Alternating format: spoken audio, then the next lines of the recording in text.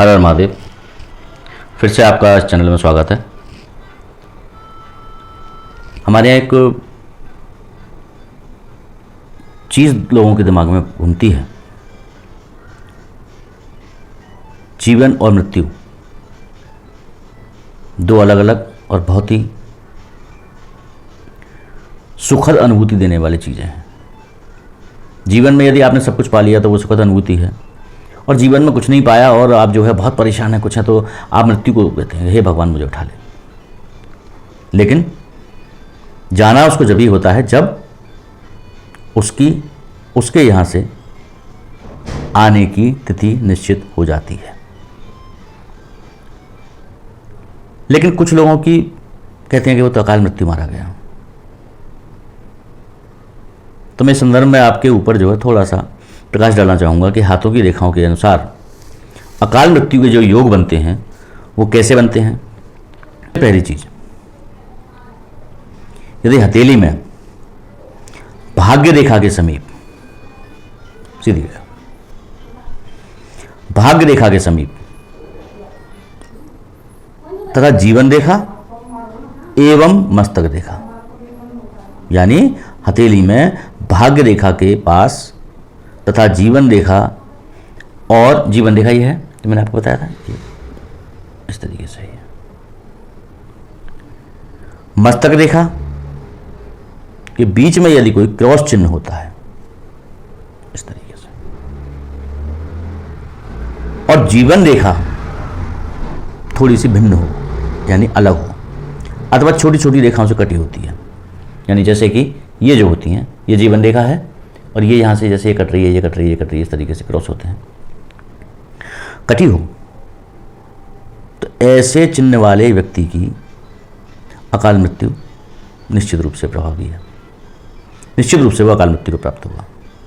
किंतु इसी के साथ में एक चीज़ और भी है कि जीवन रेखा के अंदर की साइड में, शुक्र क्षेत्र की तरफ, अंदर की तरफ यदि कोई रेखा इस तरीके से चल रही है बराबर बराबर, और जहाँ तक आपकी ये कटी हुई रेखाएं हैं उन कटी हुई रेखाओं तक आती है, और उसके बाद में आपकी जीवन रेखा स्पष्ट है, तो इसको जो अंदर जो चलने वाली रेखा है जीवन रेखा के बराबर में समानांतर में, उसको हम जीवन रेखा की ढाल रेखा कहते हैं, कवर रेखा कहते हैं। यानी कि जो उसकी कटी हुई है वो उस पर आने वाली विपत्तियों को वो अंदर वाली रेखा अपने ऊपर ले लेती है। तो ऐसे व्यक्ति की अकाल मृत्यु का न होना भी निश्चित रूप से पाया गया है। अब यदि मस्तक रेखा में से कोई रेखा निकलकर उदय होकर, यानी मस्तक रेखा से कोई रेखा निकल रही है और वो एक रेखा गुरु पर्वत पर स्थित क्रॉस चिन्ह को यदि छू ले, तो जातक हमेशा पैसे से परेशान रहता है। निश्चित रूप से ध्यान रखिएगा। यदि मस्तक रेखा से उदय होकर, यानी कि मस्तक रेखा से उदय होकर कोई रेखा इस क्रॉस को जो छूती है, तो ऐसा व्यक्ति हमेशा दरिद्रता की ओर अग्रसर रहता है। वह कभी भी धन का इकट्ठा करना उसके लिए बहुत मुश्किल होता है।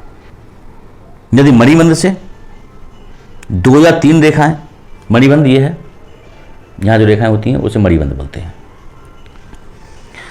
मणिबंध से 2 या 3 रेखाएं पैदा होकर, उत्पन्न होकर, उदय होकर चंद्र पर्वत पर होती हुई, यहां से ये चंद्र पर्वत है, यहां होती हुई स्वास्थ्य रेखा से जा मिले,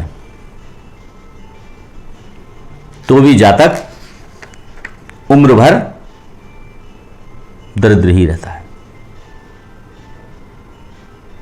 और यदि जीवन रेखा में से बाल के समान महीन महीन रेखाएं, ये जीवन रेखा है, यहां से बाल की तरह जो छोटी छोटी छोटी छोटी छोटी छोटी रेखा निकलती हैं, वो नीचे की ओर जाएं, तो भी जातक धनहीन ही बना रहता है।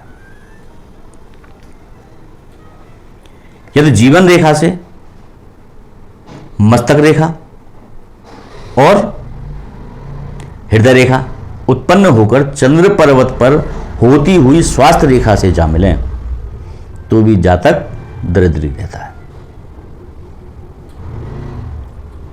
जैसे ये रेखा, ये रेखा, ये रेखा, सब रेखाएं आपस में मिल जाए, हालांकि मेरी नहीं मिली हुई, ये यहां कट गई है, ये यहां कट गई है, तो ऐसे जातक दरिद्र होता है।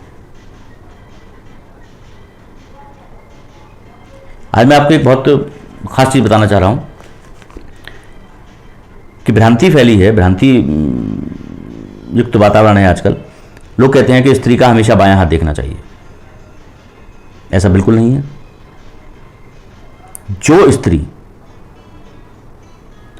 खुद कोई भी काम करके, नौकरी करके, व्यापार करके, यदि पैसे का स्रोत उसके द्वारा उत्पन्न हो रहा है या वह कामदार स्त्री है, तो ऐसी स्त्री का हमेशा सीधा हाथ ही देखना चाहिए। यह स्त्रियों के लिए विशेष मैं बता रहा हूं कि किन स्त्रियों का हाथ सीधा देखना चाहिए, किन स्त्रियों का हाथ बायां देखना चाहिए। तो जो कामकाजी महिलाएं हैं उनका हमेशा सीधा हाथ ही देखना चाहिए, और जो महिलाएं अपने परिवार के ऊपर या अपने पति के ऊपर निर्भर हैं, यानी कि वो पढ़ी लिखी हैं सब चीज़ें, लेकिन अपने घर गृहस्थी को संभाल रही हैं, तो उन स्त्रियों का बायां हाथ हमेशा देखना चाहिए। इस चीज़ का विशेष आप ध्यान रखें। और मैं आपको जो है इससे जुड़ी हुई बातें और बहुत हैं और आगे बताता रहूँगा, लाभ लेते रहिएगा। तब तक के लिए आज्ञा दीजिए। ओम विष्णु नमः। हर हर महादेव। नारायण।